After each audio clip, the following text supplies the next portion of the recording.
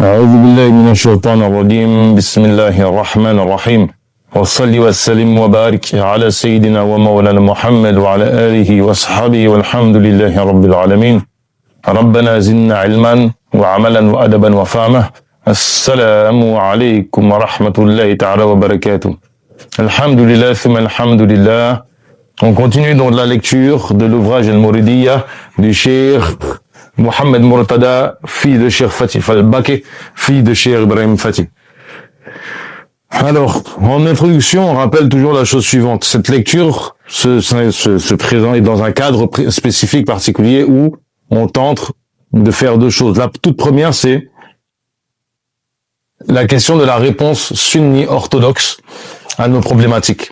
À savoir qu'on est dans un contexte relativement compliqué, et qu'il est nécessaire d'avoir une lecture de l'islam qui nous permette de répondre à nos problématiques.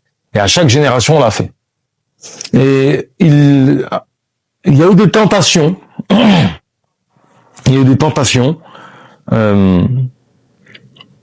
de le faire, des essais de la part de certains réformistes. Et nous critiquons en fait ce qu'ont fait ces réformistes, que ce soit des wahhabis, que ce soit des Ikhwan al-Muslimin, etc. Mais maintenant, critiquer cela, ça ne fait pas tout. On entend souvent un discours un petit peu creux qui consiste à faire des mises en garde, à critiquer. Et on veut pas se limiter à ça. Alors que c'est inintéressant de venir, de s'en prendre aux wahhabis, de démontrer que Mohammed ibn Abdel Wahhab et toute sa clique, et tous ses héritiers, tous ses disciples ont été des êtres sanguinaires et que leur vision de Tawhid est totalement erronée, ce qu'ils ont rapporté est totalement faux, oui. Mais il faut pas seulement se contenter de critiquer cela, il faut aussi dire, mais il y a quoi? Qu'est-ce qu'il y a à la place? Parce que si on prend le cadre de la France, par exemple, on sait très bien que si vous retirez la Wahhabia, les gens ils savent pas trop où aller. Première chose. Deuxième chose, c'est la question de l'orthodoxie mouride. Cette confrérie a une orthodoxie. Elle a des savants qui se sont exprimés, des savants qui ont écrit et qui continuent d'écrire et de présenter l'orthodoxie. Et il s'agit ici de présenter cette orthodoxie et de montrer en quoi cette orthodoxie est totalement alignée sur l'orthodoxie sunni classique. C'est aussi simple que cela. Et c'est pour cela que on a commencé par lire ou présenter dans un premier temps le cheikh, radiyallahu anhu, ses écrits, son parcours spirituel, et justement dans son parcours spirituel, la relation conflictuelle qu'il a eue avec les colons. Et en dernière instance, on est sur la présentation de la Mouridiyya. On a présenté évidemment ses fondements. Et maintenant, on présente le tasawwuf et on ne dira pas ses fondements, mais plutôt les différentes mas'alas traitées par le tasawwuf et sur lesquelles il y a consensus au niveau des avis. Et pourquoi faire cela? Parce que dans le cadre de, dans le cadre de ce tajdid, de cette rénovation, cette revivification de l'islam que ramène Cheikh al-Khadim, le tasawwuf est essentiel. Il s'enracine dans la société. Donc il est essentiel effectivement de rappeler quelle est cette science. Wallahu ta'ala a'lam. Et donc, on avait présenté la question du jihad nafs, du combat contre soi-même, de l'effort que l'on doit faire sur soi-même. Et nous avançons donc maintenant vers... on a présenté les 4 ennemis. On les a présentés, et maintenant on va commencer par le premier ennemi, le plus irréductible des 4 ennemis, à savoir an-nafs. Et on va se concentrer sur cela. Alhamdulillah rabbil alamin.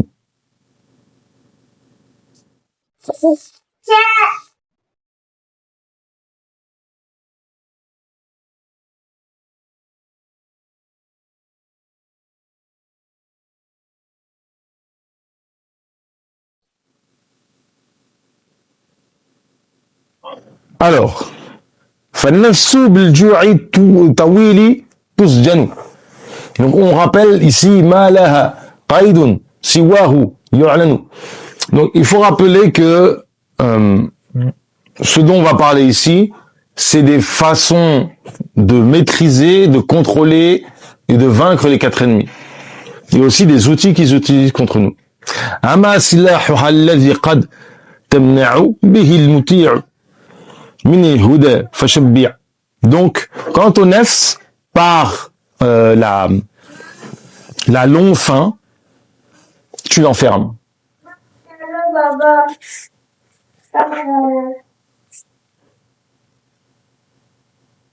Par cela, en fait, tu vas le guider. Quant à son arme,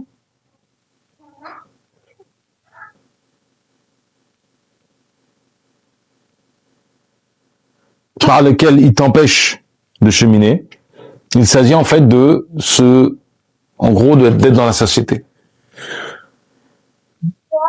Il faut avoir en perspective ici que la ibada qui symbolise le mieux le jihad nafs, c'est le jeûne.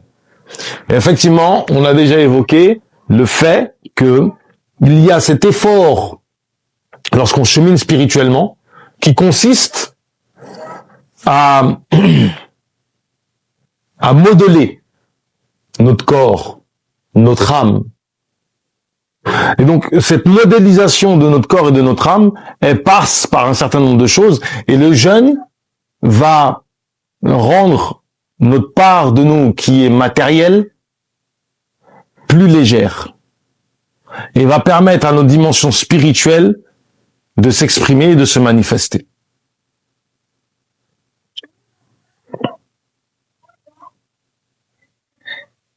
Il faut savoir que le fait de trop manger affaiblit la perception des choses. Le fait de cet affaiblissement de la perception des choses, on en vient à être dans l'excès. On en vient à être... vous voyez, quand vous avez trop mangé, après avoir mangé, vous êtes un petit peu comme ça somnolent. Ce qui fait que quand vous êtes dans cette somnolence-là, vous ne voyez pas venir les attaques d'Iblis. فالنفس إن عدت عليك فجوعي لك تلا بلا أذى ووجعي لا تدخلي طعامي في البطن كمن غير مجاعة تصيح لم الأمن. Si jamais ton nefs va être dans la transgression, va s'opposer à toi, donne-lui faim, affame-la, et ne mets pas de nourriture, la tautre les ta'am, ne fais pas rentrer de nourriture dans ton ventre qui ne soit pas ne mange pas sauf si tu as faim. Tant que n'est pas établi que tu es faim.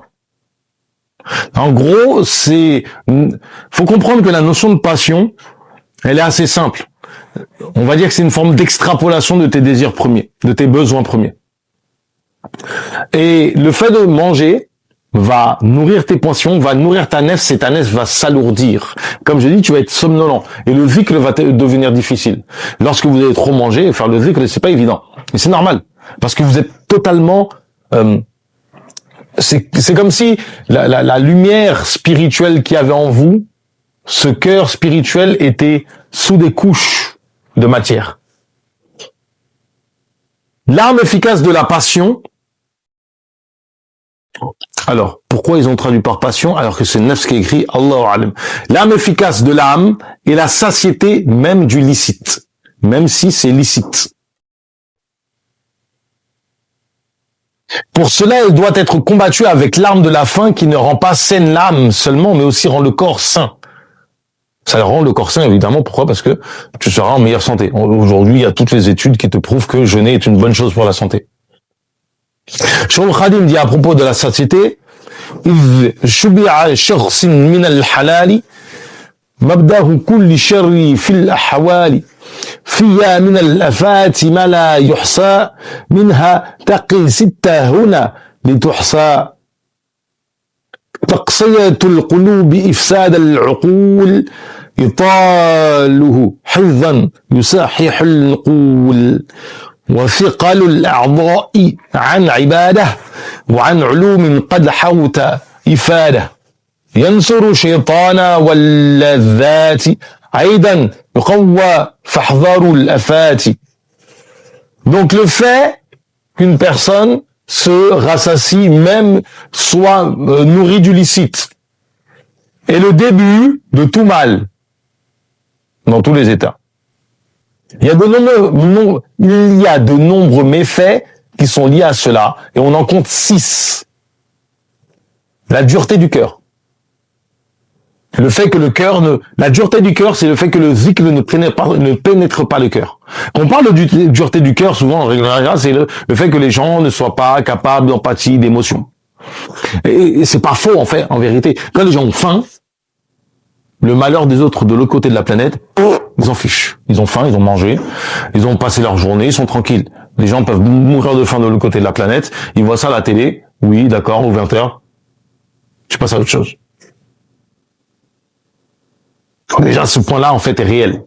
Alors, c'est pas tout le monde, hein, mais c'est assez répandu. On voit très bien dans nos sociétés, nous sommes des gens qui se nourrissons au-delà de ce qui est raisonnable.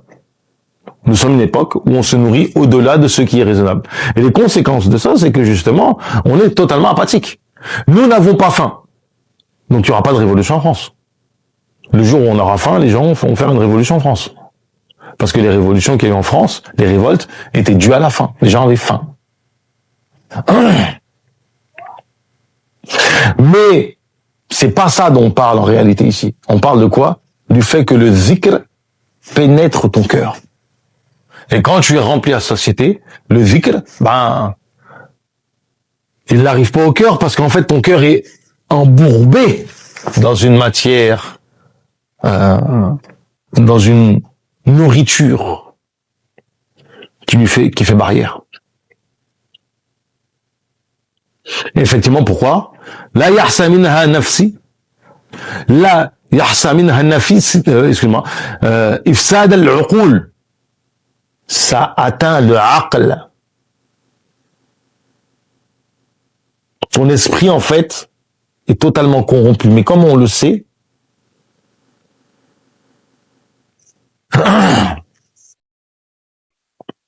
c'est que ibtaluhum hifzan, ça vient après, mais c'est que le fait d'être touché comme ça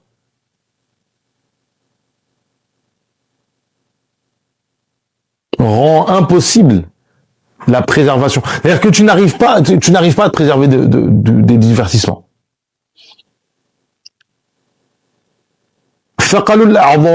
Le fait que les membres soient alourdis. Ça, tout le monde le ressent.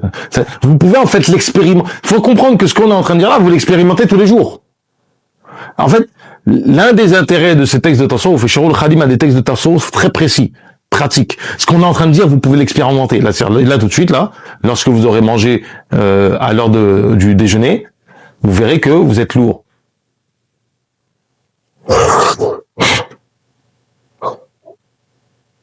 Par conséquent, du fait que tu sois lourd, tu n'arriveras pas à quoi? À être dans l'adoration.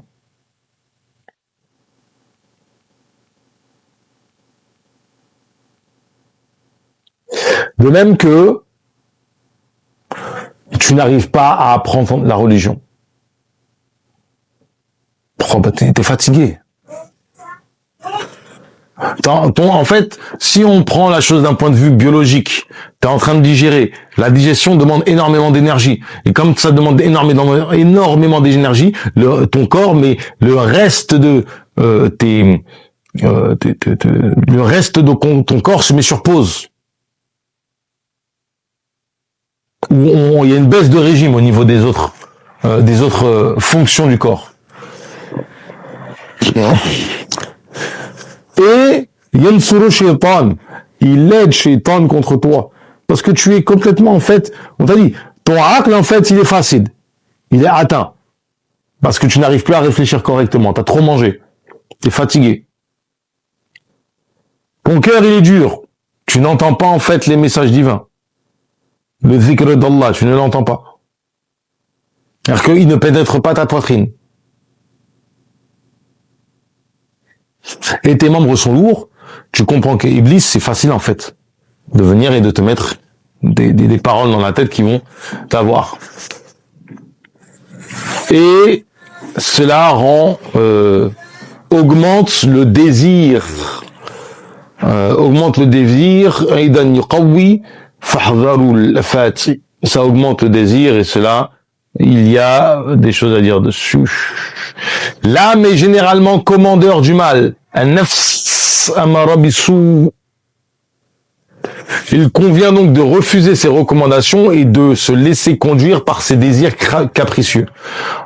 Toute l'éducation spirituelle, justement, consiste à faire passer de nafs amara bisou. Nafs amara bisou, c'est l'âme qui appelle à faire quoi? À ne pas obéir à la charia, tout simplement, parce qu'elle préfère faire ce qui lui plaît. La nafs n'aime pas obéir. Comme elle n'aime pas obéir, même si tu lui donnes une recommandation qui est bonne pour elle, elle va préférer aller vers ce qui lui plaît, et ce qui lui plaît, ou du moins, elle va, par défiance, ne pas obéir, et donc elle va faire autre chose. La nafs, en fait, elle est amara bisou, elle ordonne le mal dans la mesure où la nafs est contrainte par la charia. Mais le mal en tant que tel n'existe pas. Ce qui existe, c'est le fait qu'Allah Ta'ala ordonne quelque chose, et donc à ce moment-là, la législation existe. Cheikh Al-Khadim radiyallahu anhu continue.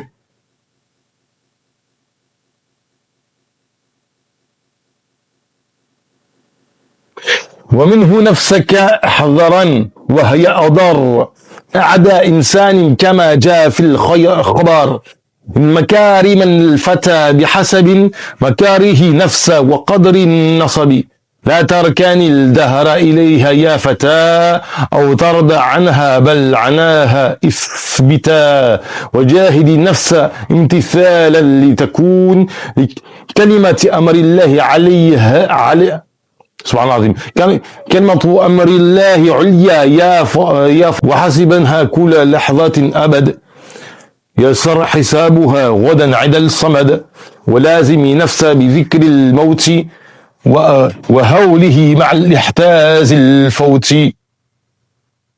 فكن مدى الأزمان منها في الحذر كمن يلاقي أسيد يبغي ضرر فإنه يكون مذعورا أبدا إن ساعة يغفل حواله الأسد وتجي غداوة بهذا بالشان نعمة ربنا على الإنسان لأنه يكون مضطرار إذا أراد رفعها لربه خذا. Et le chien nous dit, et là c'est un aspect pratique, désobéissez à votre nafs dans ce à quoi elle vous appelle. Pourquoi? Parce que c'est un mal. Donc en fait, il ne faut pas lui répondre. Si jamais, donc il y a une question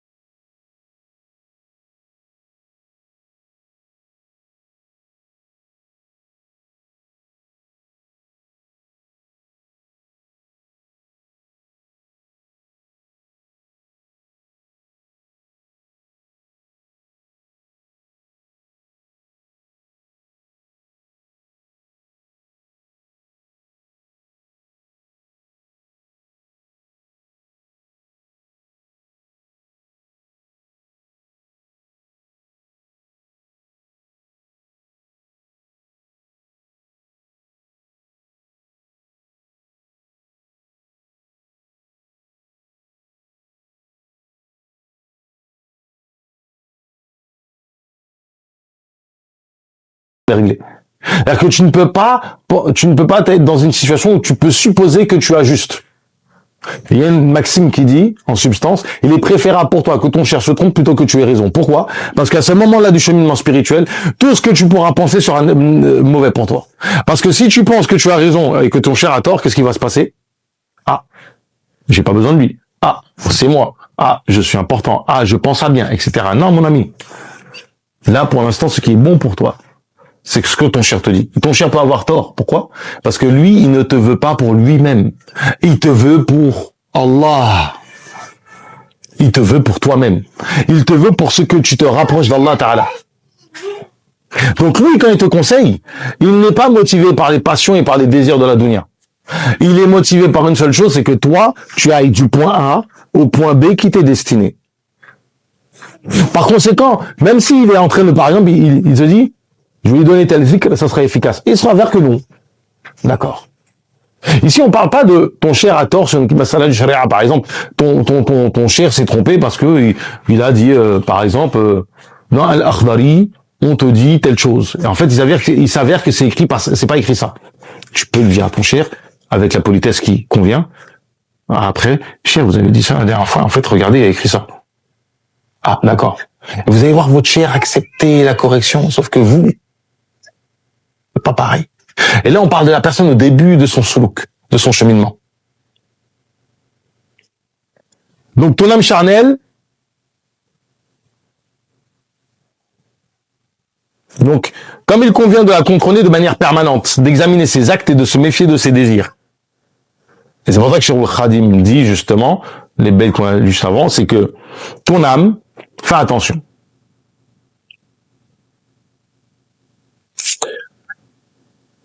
Fais attention et ne cède jamais à ses désirs. Ya Fata. Oh mon âme de l'ami. Ne lui donne jamais de l'importance.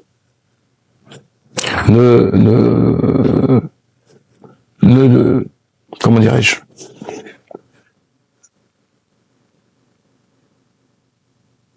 Sois dur avec ton âme. Sois dur avec ton âme. Certes, l'honneur de l'homme est évalué en fonction des déboires de son âme et de ses peines, de comment en fait il a été éprouvé dans ce bas monde. Et tu dois mener jahidu nafsa, fais le combat contre ta nafs, en te conformant à ce qu'Allah Ta'ala t'a ordonné. Imtithal et takun kalimatullah amrillahi ulya, les paroles d'Allah Ta'ala bien élevées. Ya Fatin, ô toi l'intelligent.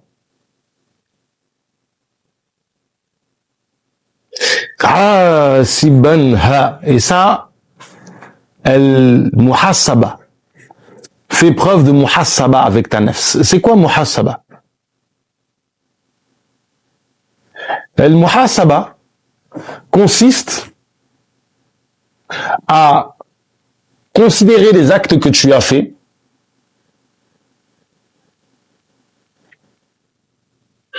et à faire un ratio, à évaluer, aujourd'hui j'ai fait ça de bien, aujourd'hui j'ai fait ça de mal. Certains disent de le faire 2 fois par jour, le matin et le soir. J'ai fait cela de bien, j'ai fait cela de mal. J'ai fait cela de bien, j'ai fait cela de mal, j'ai fait cela de bien, j'ai fait cela de mal. Et l'objectif, c'est de faire en sorte que ce que tu as fait de bien soit supérieur à ce que tu as fait de mal. Et en fait, c'est assez compliqué parce qu'aussi, il faut être honnête avec soi-même. En fait, c'est une forme de remise en question, c'est une forme d'introspection. C'est une forme de méditation sur soi. L'objectif de la muhasaba, c'est la muraqaba. C'est-à-dire qu'au moment de faire l'acte, tu surveilles sa qualité. Est-ce qu'il est bon, est-ce qu'il est mauvais? Ce n'est plus seulement de faire 1 fois par jour, d'évaluer ce que tu as déjà fait. Non, ça revient à l'instant T, se dire, voilà, j'ai fait ceci de bien ou de mal. Donc, tu fais la muhasaba. Comme on dit, jugez-vous avant d'être jugé vous-même. Jugez-vous avant que l'on vous juge. Et on parle en fait de Yom Qiyamah.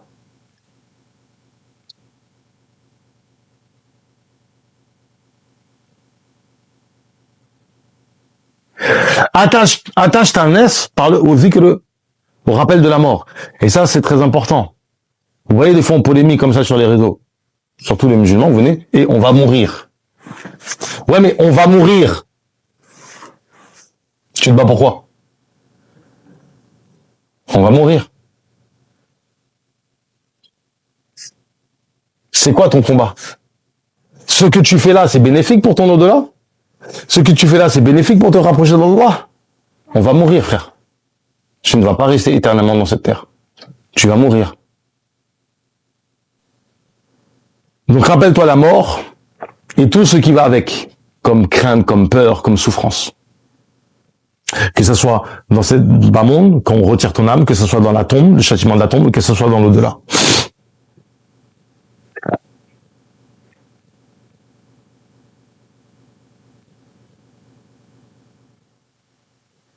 Sois constamment fais le hadar. Fais attention. En fait, il faut que tu sois méfiant de ta nafs comme tu te méfierais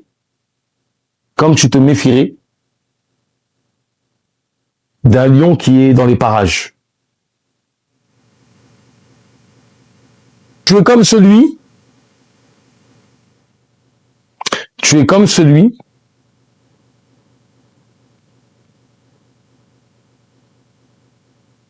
qui voit un lion et qui pense que le lion va l'attaquer. En fait, t'as tout le temps peur.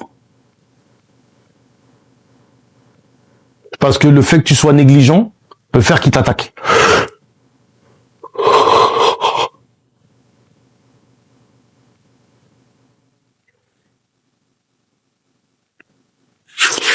Il faut comprendre que le fait qu'Allah Ta'ala te gratifie d'avoir peur de ton âme comme ça, de te méfier d'elle, c'est un grand bienfait.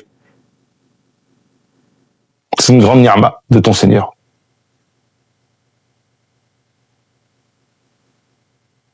Pourquoi?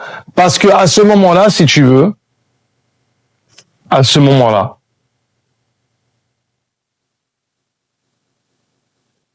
quand tu te rends compte que tu es incapable de maîtriser tes passions, incapable de maîtriser ta nefs, qu'est-ce que tu fais? Tu te tournes vers Allah Ta'ala. Cheikh radiyallahu anhu a dit